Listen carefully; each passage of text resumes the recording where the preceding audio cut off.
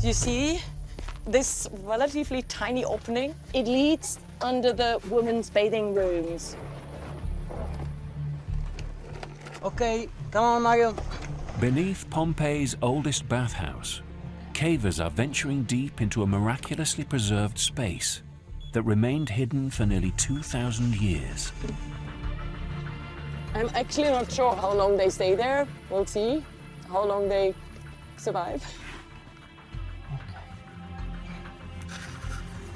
Oh, look, down there, there's a bat.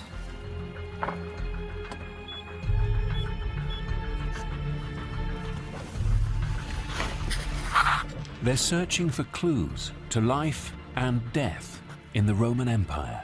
What do you think is written here? I think it's a stump.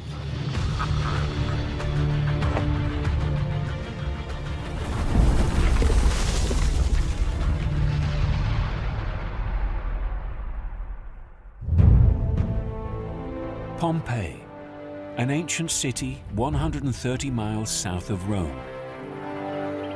In AD 79, Mount Vesuvius, just 6 miles away, erupted explosively, smothering the entire area beneath millions of tons of volcanic ash and rock. 17 centuries later, archaeologists rediscovered a city frozen in time. But even after almost 300 years of excavation, a third of Pompeii's streets remain unearthed. Today, archaeologists from across the world are digging through the debris, uncovering surprising new evidence for what it was like to live and die at the height of the Roman Empire. For an archaeologist, to stay in Pompeii is a very special moment. The possibility to touch the real life 2,000 years ago. Much of what we know of the Roman world is through the lives of those at the top. Emperors, senators, and generals living in their vast villas and palaces. But the great majority of those who lived in the Roman world weren't rich at all. What was Pompeii like lower down the social order, for the middle classes or enslaved people? We're following a team of archaeologists excavating Pompeii in search of the real stories of these hidden lives. Every day we discover new things in Pompeii and help to understand the Roman culture in every part of the world. Buried up to 20 feet beneath volcanic debris, archaeologists have unearthed a bustling metropolis. Homes for some 15,000 people in a coastal hub of trade and culture. In the east, archaeologists discover an arena for gladiator fights. And in the west, they unearth 2 theaters. They uncover temples dedicated to 9 different gods and emperors, and a forum, the heart of business and political affairs. The excavation of perfectly preserved Pompeii reveals Roman life in the raw. Today, an international team of archaeologists is digging at one of the most complete Roman bathhouses in the world. The Stabian baths. Good morning. Buongiorno. Come state? Everything fine? Yeah, yesterday we... German archaeologist Monika Trumper first came to Pompeii aged 15 on a family holiday. It sparked the fascination of a lifetime. I always wanted to excavate here. This has been the dream site to excavate. I really like digging in the earth and cleaning things. I do not like cleaning things at home, but I like cleaning things on archaeological sites. Monika's team is on a mission to explore the hidden world of the Roman bathhouse. And as always, we are running out of time and there's still so much to do. A visit to the baths was part of the Roman daily routine. Bathers would first remove their clothing, then smear their skin with olive oil. The bathing session began with exercise to work up a healthy sweat. Romans didn't use soap. Instead, they scraped off the oil, sweat, and dirt with a tool called a strigil. Then bathed in rooms at different temperatures, heated by a hypercaust, a marvel of Roman engineering. Hot air from a furnace circulated under the floor and between the walls to heat rooms up to 100 degrees Fahrenheit. Pompeii's Stabian baths were in use for around 200 years before Vesuvius's eruption froze them in the state we see today. The team is digging to solve a mystery. How did a visit to the baths change over time? We've been studying the Stabian bath because we are interested in the development of bathing culture in Pompeii. Their quest begins behind the scenes. Buongiorno.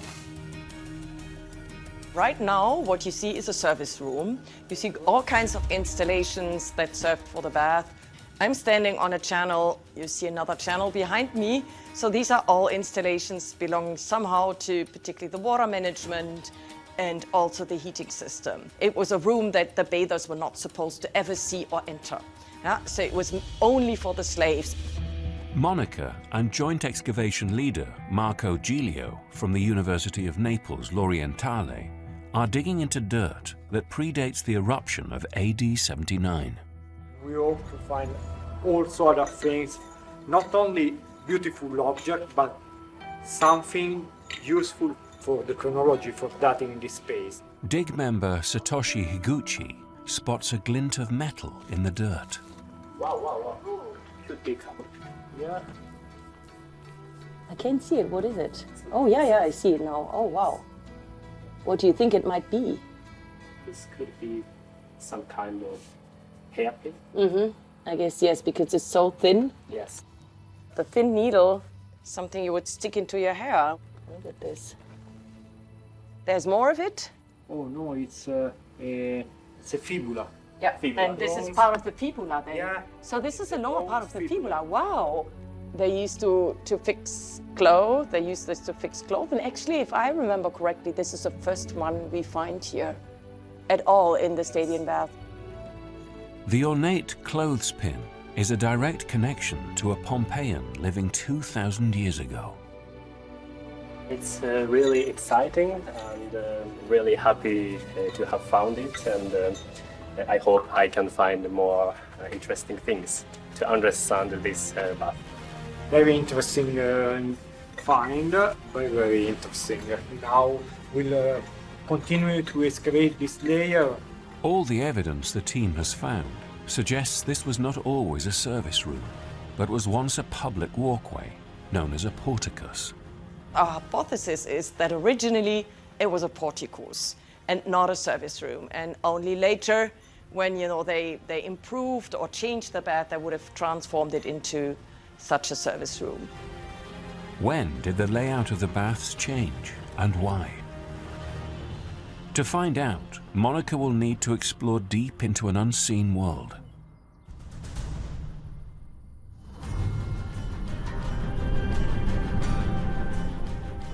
Just outside Pompeii's city walls, Spanish archaeologist Llorenç Alapont is leading another pioneering excavation. I think for all archaeologists, digging Pompeii is a dream. It's estimated 2,000 Pompeians perished in the eruption. Their tragic deaths have made Pompeii world famous. But the frozen figures reveal almost nothing of these people's life stories. For greater insight, today Llorenç is excavating the tombs of Pompeians who died before the eruption. His team has removed tons of volcanic debris to reach new and uncharted tombs. When we started to work here, all this area was completely covered for these pumice stones that cover completely the city. The size of each freshly unearthed tomb gives a first clue to the occupants. Here we are in this tomb on the podium, and of course it's a very rich person that built this very big tomb. Inscriptions can reveal further fascinating information about the lives of the tomb occupants. But Urence's ultimate goal is to unearth what lies inside the tombs. Our project is try to find these remains, the human remains, because we are studying the archaeology of death.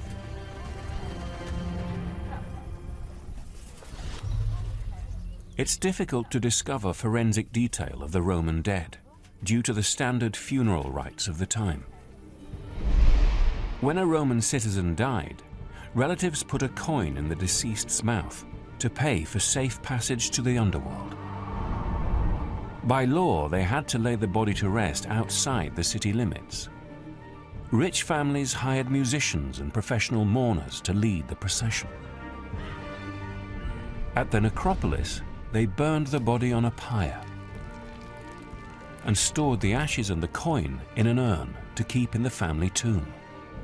Romans even cremated their emperors, but they burned Julius Caesar's pyre in public inside Rome's city limits.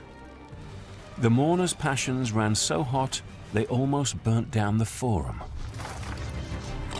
Urence and his team are hunting for cremation urns, but finding human ashes among tons of volcanic ashes is no easy task.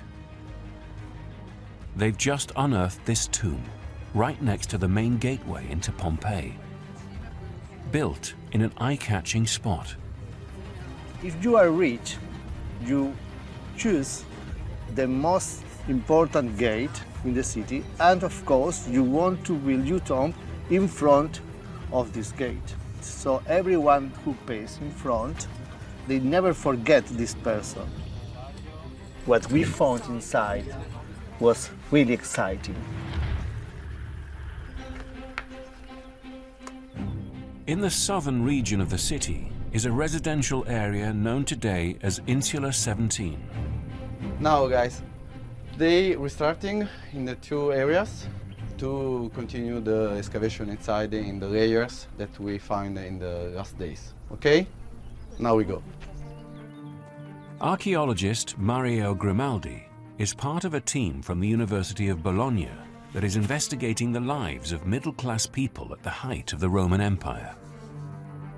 The volcanic blanket over Pompeii preserved its public spaces, its cemeteries, its baths, and its grand buildings. But it also preserved over 1,000 ordinary private homes. These rarely survive elsewhere, so Pompeii offers a unique opportunity for archaeologists.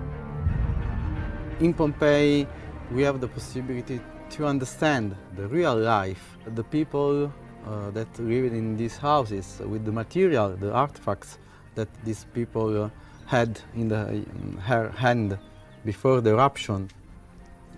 It's important for us to understand that this society, these people that lived in this area, they're like a middle-class people in the society. Beneath the street that runs alongside the houses, the team makes a discovery. We have a water pipe. Now we're cleaning this water pipe. It's very interesting for us. The water pipe is a connection from the aqueduct to the water for the fresh water. Roman plumbing was the envy of the ancient world. Networks of underground lead pipes channeled water from aqueducts along city streets. Most residents collected their water from roadside fountains, but richer homeowners could go one step further. If I want in my private house the fresh water, I pay with my money the connection to the aqueduct. If you are lucky, it's possible that we find the stamp of the owner. But as the team searches, something extraordinary begins to appear in the same trench that could give an even bigger insight into these inhabitants' lives. Okay, guy, what do you find? We actually find a scout. Oh, amazing.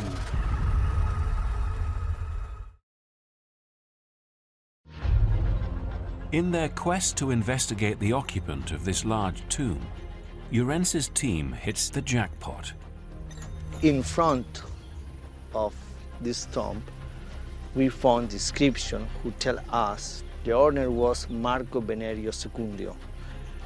This tomb, this discovery, is one of the most important discoveries in my career. The size and location of Marcus Venerius Secundio's tomb shows that by his death he must have been a prominent figure in Pompeii. But what Urense unearthed beside the plaque was a complete surprise.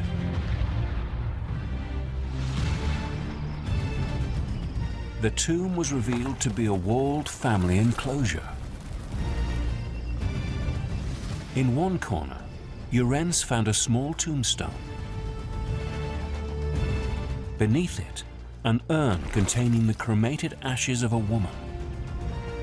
Then the team spotted a sealed door leading to a burial chamber containing Marcus Venerius Secundio's skeleton, still sporting hair and part of his left ear. He was buried, not burnt.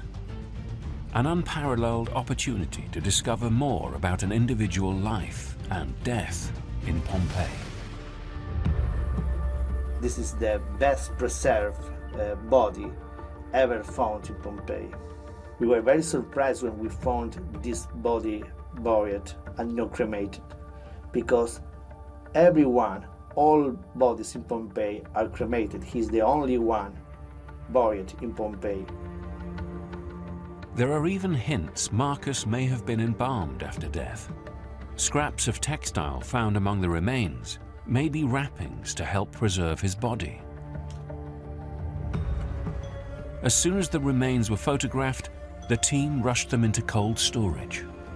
Now the body is inside one fridge at 3 degrees because we want to preserve all this organic material. Now we can do genetic analysis of these remains. Wear on the teeth, alongside other signs of aging on the skeleton, suggest Marcus lived to at least 60 years old. Urense hopes further analysis will reveal more about his origins, where he grew up, and perhaps how he died. But starting from the plaque on Marcus's tomb, Urense wants to piece together key parts of his life story. Marco Venerius Colonia Libertus. So the descriptions say he was first a slave of the city, but after he becomes a free man, Libertus. So he got the freedom. The inscription and the tomb location reveal that by the time of his death, Marcus was a prominent citizen in Pompeii. Next, Urense wants to find out how Marcus gained his freedom and his wealth, and what his rise says about life in the Roman Empire.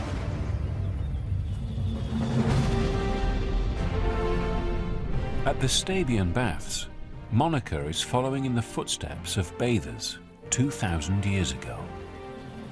This is the final room of the women's suite. It's the caldarium, the hot room. And the baths weren't just somewhere for citizens to get clean. We have ancient literary sources that, complain about the noises coming from baths. It's not like one of our, luxury spas where you have quiet, music and so on. And it must have been really, really, really noisy, really loud. Archaeological evidence indicates that the Stabian baths served multiple purposes. More than simply being a place to get clean, they were a vital social hub. The main place where Romans caught up with friends or discussed casual business. Monica wants to identify the technology that was key to this social function. So this is the immersion pool for the women. It was heated from below by the floor heating. It was heated from the back and the sides by the wall heating. And then it has one additional really intriguing feature. You really have to kneel down in order to appreciate this. It's a half circular container made out of bronze, and it's closed at the back and open here in the front. And so the water constantly goes in there. And this thing is right above the hottest part of the fireplace, so right next to the fire, so to speak. And so therefore it always heats the cooling water, and then the hot water comes out again. And this helps additionally to keep the water warm. The hot water container is called a testudo. It's named for its shape. Testudo in Latin means tortoise. They are unfortunately rarely preserved because the metal is very precious and was usually rubbed out in antiquity or any time later. So this example here is particularly intriguing because it's fully preserved. It is so rare and is so exciting. This is clever Roman technology, maintaining the bath water at a constant, pleasurable temperature, so up to half a dozen women could relax and socialize. It's particularly important to get as much information as possible of such a well-preserved example from all sides. Exploring the testudo in detail may also give insight into how the bath served as a highly sociable space. But there is a problem. I can kind of crawl inside from the pool because the opening is very, very narrow and the channel is narrow. To examine the precious testudo properly, Monica needs a different approach.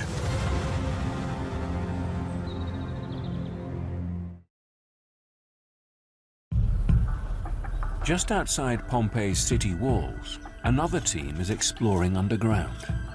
Archaeologist Luana Toniolo has helped excavate 20 feet of volcanic rock and ash to reach a small room, part of a much larger villa.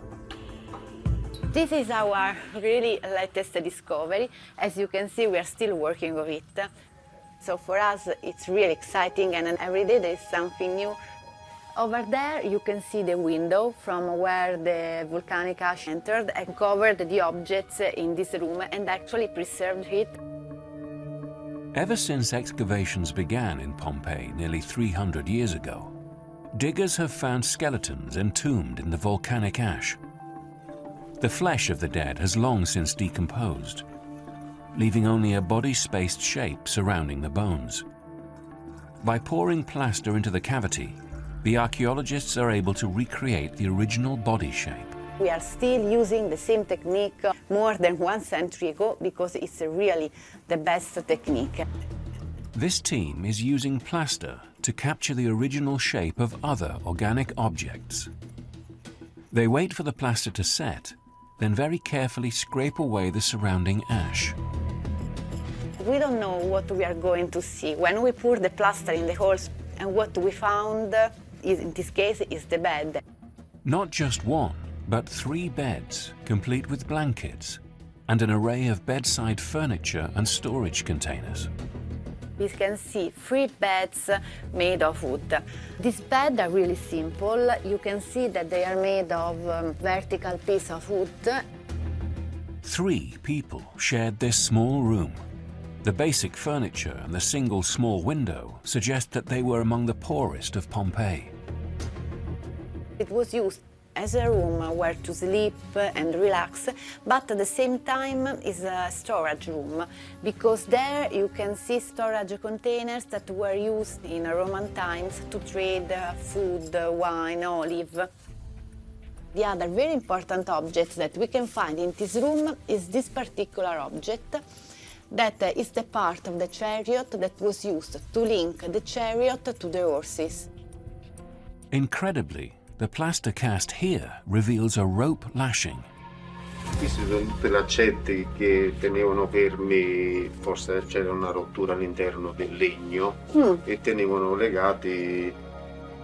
The evidence has prompted Pompeii archaeologists to call this the Room of the Slaves. It is the most complete example of such a room ever discovered in the Roman Empire.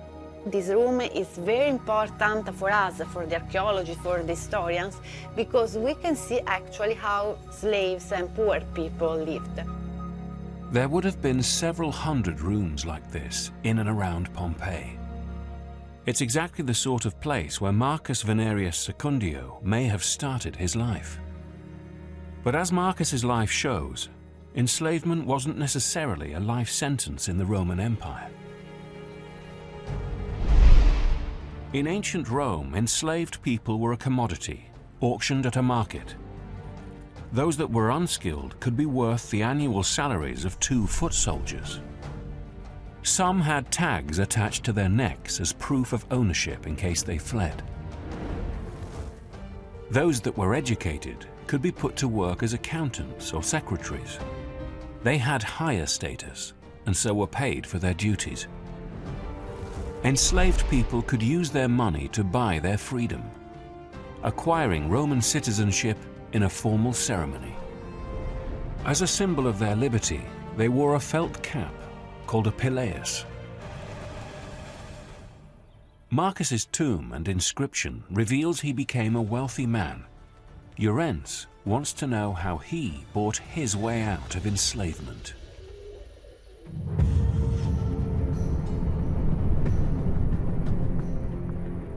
At the Stabian baths, Monica is venturing deeper into the incredible unseen Roman world preserved at Pompeii. This is kind of the heart of the bath. This is a service section and the heating system. But what exactly this heating system looked like, we do not know, and we really want to explore. It's quite narrow to get into, it's quite dangerous. Monica works with a team of speleologists, specialist cavers, to venture where she can't. Buongiorno, Mauro, Maio, thanks. Monica hopes the cavers can find evidence of how and when the baths were modified. We do not know whether the whole heating system was remodeled or belongs to an older period. So I'm really excited and looking forward to pictures. Mauro traces the route the scorching hot air would have taken into the heating system 2,000 years ago. He's one of few to venture into this dangerous void since Pompeii was buried in volcanic rock.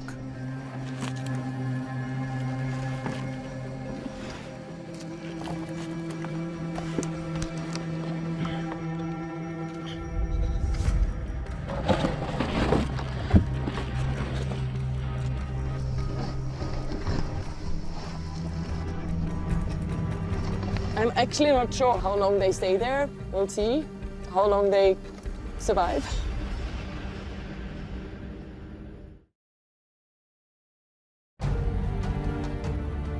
Urense's investigation into the life of Marcus Venerius Secundio has brought him to the western edge of Pompeii. Marcus's tomb inscription states he worked as a custodian, looking after the Temple of Venus. This is what I'm looking for. This is the original floor of the Temple of Venice. Romans worshipped many gods and had many temples in their honor. But Venus was the chief deity and protector of Pompeii. Natural disasters have sadly reduced Pompeii's largest sacred site to rubble. Urense hunts for any remains of the temple's inner sanctum that would have contained the statue of Venus.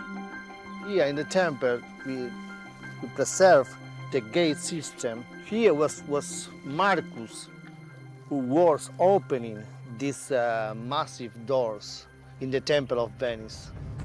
Only the stones beneath the doorway remain, but Urense suspects Marcus would have guarded this inner sanctum. The temple was not always open, so when the temple was closed, people come here and lift their offers. And probably Marco Venerius came to collect them, to bring them to the temple. Working in Pompeii's most hallowed temple would allow Marcus to mingle among Pompeii's elite. He was likely to have been rewarded for his work, perhaps through tips or donations. Of course, the custodian of this temple was very popular, and he has a very good reputation in Pompeii. The wealth and high status that Marcus gained at the temple may have allowed him to buy his freedom. Once he'd escaped enslavement, Marcus's life took on a truly dramatic twist.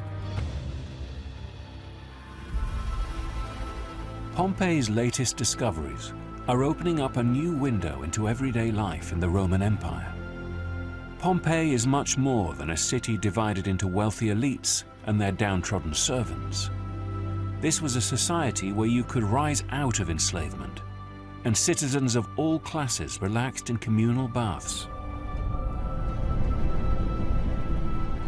At Insula 17, Mario's team has found a buried skull. We don't know which animal it is. What's intriguing is the skull's location, just beneath the street level and close to an underground water pipe. For us, it's very interesting, this find of the skull, because we are in front of a real time and a real life in this area before the eruption of 79. The team is trying to find other clues that could shed light on their discovery. Yeah. You find also other bones around? Yeah. Here? Yeah, okay.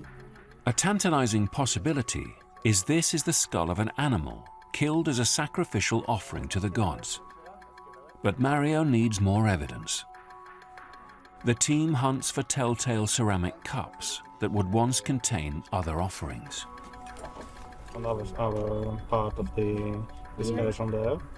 Yeah, But we don't find the cups in the... No ceramics. Okay.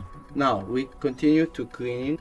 We remove the skull and to understand if there are other parts of the bones of the skull of the animal. The team must carefully extract all the compacted soil before they attempt the delicate task of removing the skull.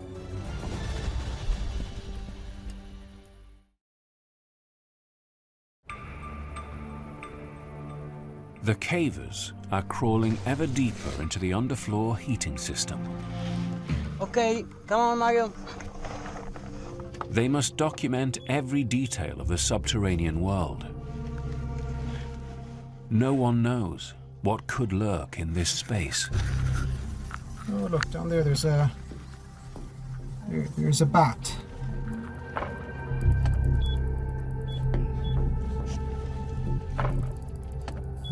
So the spaces over there are lower? What? The spaces over there are lower. Yeah, it's around 15 centimeter. The invention of the hypercaust system revolutionized bathhouses, allowing bathers to linger longer in pleasantly warm water before stepping onto a heated floor. But comfort above ground creates a highly hazardous, cramped space below. Altezza 82. I hear some voices, so they must be working, but I can't see them anymore. Under the women's hot immersion pool, C'è la Testudo sopra qua. the cavers find and photograph one of the best preserved testudos in the Roman world. Built to be both fire-resistant and watertight, the tank's sloping underside had been carefully engineered so that the heat from the furnace that was once nearby created a circulating supply of hot water. Beneath the floor of the women's caldarium, the cavers spot something else that could help Monica's investigation. What do you think is written here? I think it's a stump.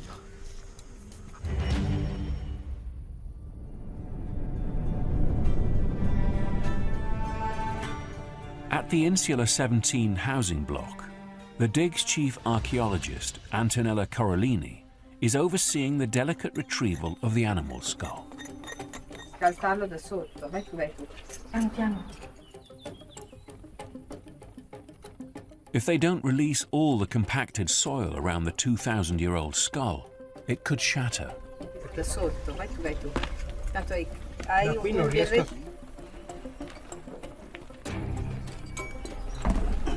Oh, beautiful. This is the heat. This is not skull of sheep, it's a skull of a bull. It's very interesting now. It's a fascinating find. The skull of a bull. Very big with a point of hole. It's interesting because it's very strange that we find a skull of bull. A bull's skull is a rare find in Pompeii. In ancient Rome, bulls were highly prized and expensive animals. January was lived for the gods, for the ritual sacrifice. Romans believed animal sacrifices could offer insights into the will of the gods. Bulls were among the largest and most prestigious animals killed in this way. An animal that showed no fear before its death was a good omen, a sign of approval from the gods.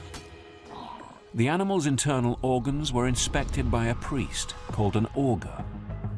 If they looked diseased or damaged, the sacrifice had to be repeated with a new animal. If the organs were healthy, the Romans offered a portion to the gods by burning them on the altar, and then feasted on the rest of the animal.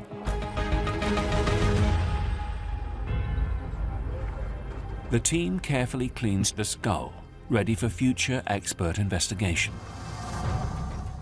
Marks left by axe or hammer blows might confirm Mario's suspicion the bull was killed in a sacrificial ritual. For us now, it's important to understand why this bull was lived in this area in front of this wall. It's a possibility for us that we have this ritual time in this area before the eruption of 79. The team suspects that it's no coincidence the skull was found here, right alongside the fresh water pipe.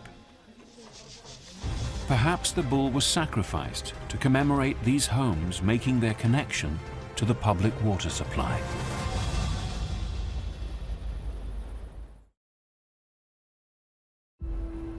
Iorence's investigation into the life of Marcus Venerius Secundio has brought him to one of Pompeii's most spectacular sites.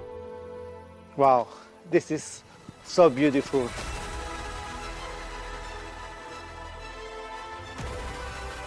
This is the Odeon of Pompeii, a very important place. The Odeon was one of 2 theatres in Pompeii. Its acoustic is really special, really particular. So you can hear how the sound is surrounding you. The Odeon was just for music and music performance and for music opera.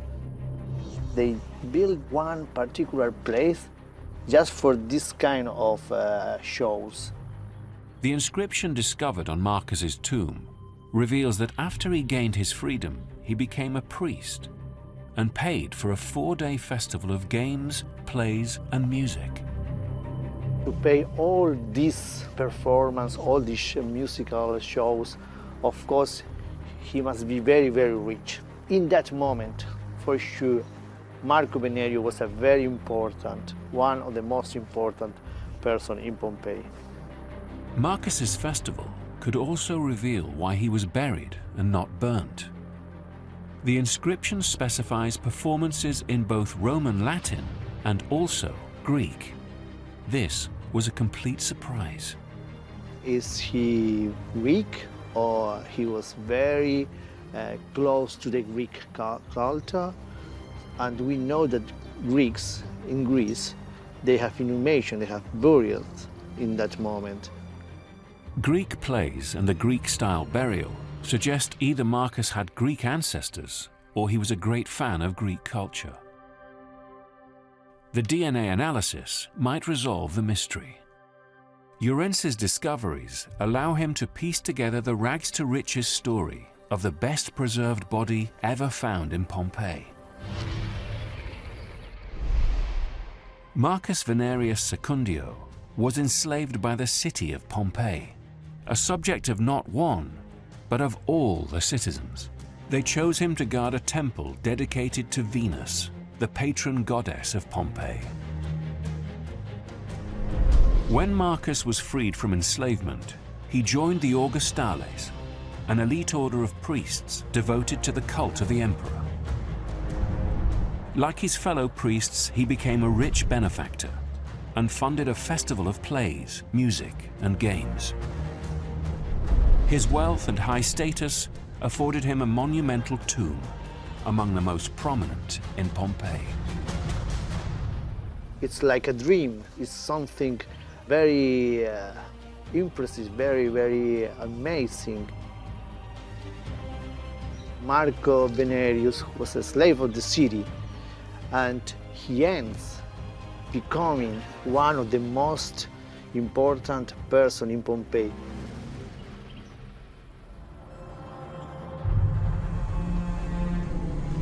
Under the Stabian baths, cavers Mauro and Mario discover a rare stamped inscription.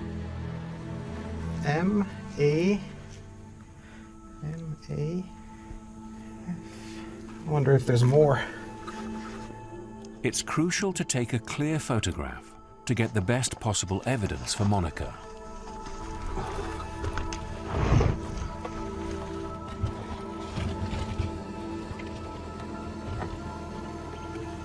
Are you done? Oh, perfect.